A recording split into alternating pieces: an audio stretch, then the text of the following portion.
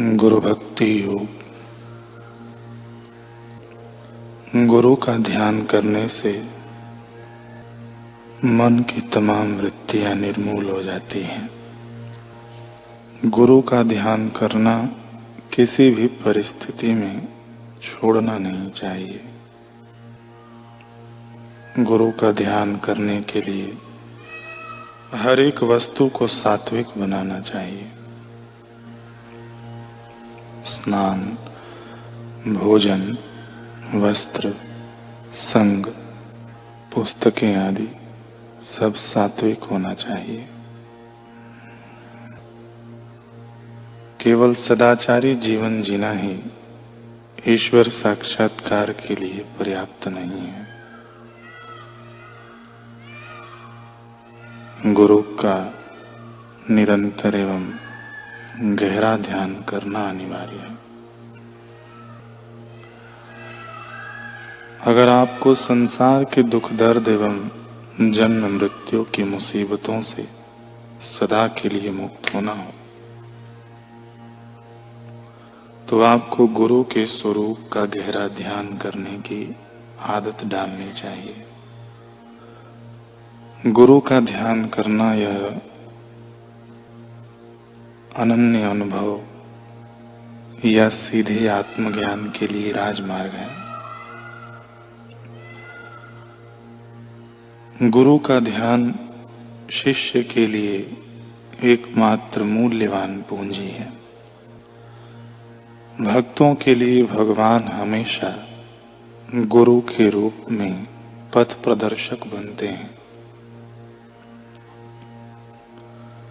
गुरु जब कोई भी चीज करने की आज्ञा करें तब शिष्य को हृदय पूर्वक उनकी आज्ञा का पालन करना चाहिए।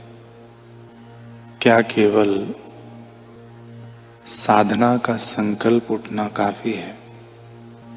क्या ध्यान की गहराइयों में साधक स्वयं उतर पाता है? धीर गंभीर ज्ञानी ध्यानी बनकर क्या साधक साध्य को पा लेता है?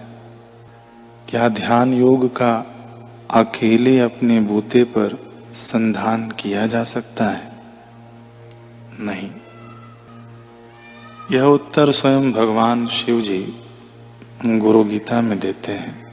वे कहते हैं कि वेद शास्त्र पुराणानि चेतिहासादिकानि च,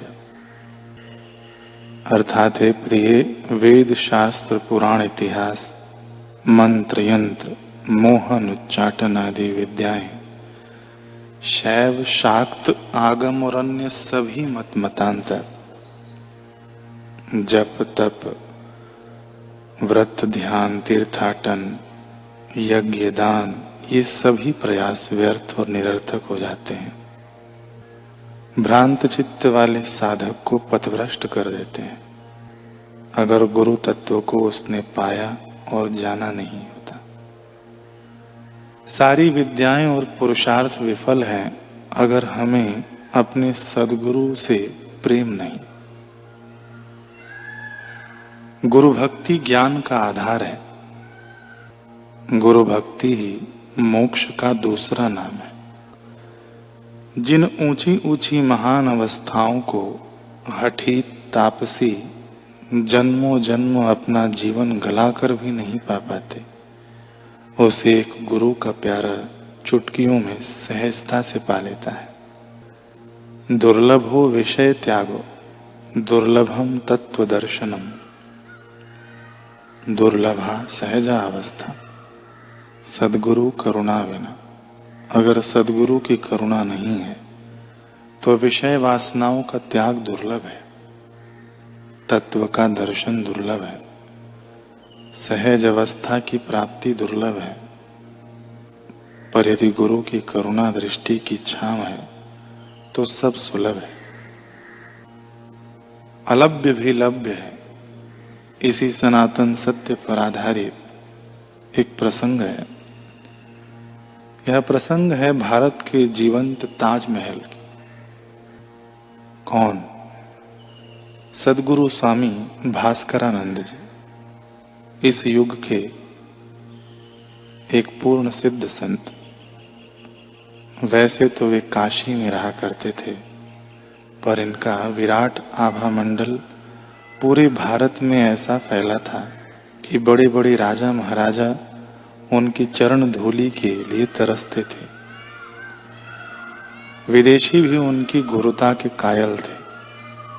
जर्मनी के सम्राट कैसर विलियम्स द्वितीय, प्रिंस ऑफ वेल्स, अंग्रेज सेनापति जनरल लुकार्ट, सभी उन्हें गुरुओं का गुरु मानकर सिर झुकाते थे।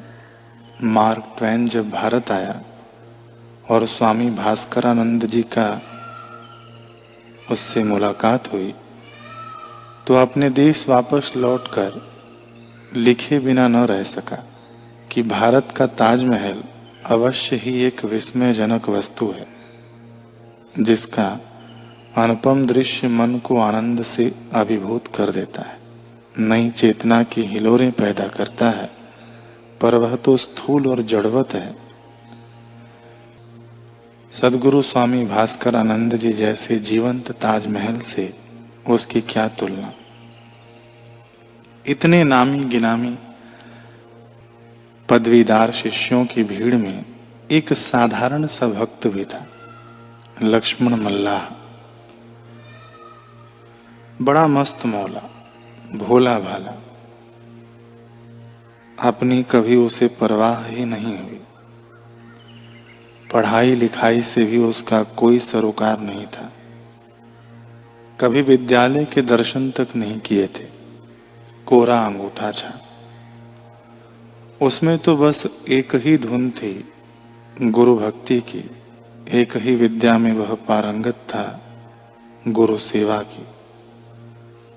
सद्गुरु स्वामी के भोजन, वस्त्रों और शयन कक्ष का ख्याल रखना, बस इन्हीं के घर में उसकी पूरी दुनिया सिमटी हुई थी।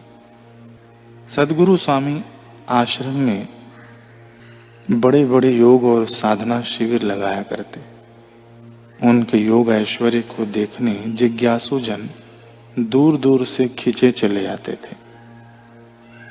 कठिन आसनों को देखते और दोहराने का प्रयास करते, योग क्रियाओं और प्राणायामों का अभ्यास किया करते, तरह तरह की मुद्राएं और बंध सिखाते, फिर ज्ञान और ध्यान के गूढ़ रहस्यों को जानते। कुछ धुरंधर साधक तो घंटों घंटों स्वयं को अभ्यास की भट्ठी में झोंके रखते। सबका मुख्यतः एक ही भाव रहता, किसी तरह योग में सिद्धि लाभ हो जाए, ध्यान की गहराइयों में उतरकर ऊंची अवस्था पा जाए।